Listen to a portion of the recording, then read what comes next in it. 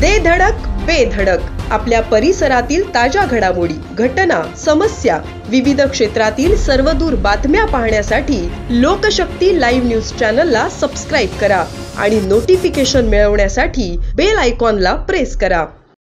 झटपट श्रीमंत होण्याचा आमिष दाखवून लोकांना लुटल्याचा प्रकार नवी मुंबईमधून समोर आलाय. एका वृद्ध व्यक्तीला शेअर मार्केटमध्ये पैसे दुप्पट करण्याचं आमिष दाखवून तब्बल 1,07,00,000 लुटल्याप्रकरणी नवी मुंबई सायबर पोलिसांनी 7 जणांना अटक केलीय. नवी मुंबई पोलीस आयुक्तालयाच्या परिसरात ही घटना घडली. ही टोळी नवी मुंबईतील वाशी येथील परिसरात लॉजमध्ये राहून सोशल मीडियावर लोकांना आपल्या जाळात अडकवत होती.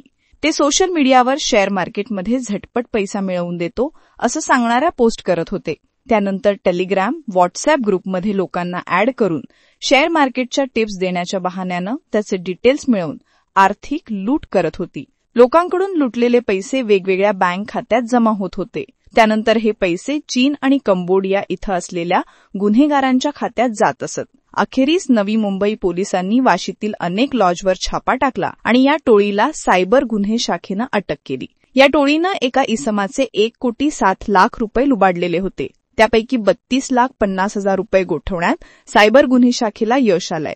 या प्रकरणाचा अधिक तपास पोलीस करतायत. अशाच सच्चाई दर्शवणाऱ्या बातम्या पाहण्यासाठी लोकशक्ती लाईव्ह न्यूज चॅनलला लाईक करा, शेअर करा आणि सबस्क्राईब करा.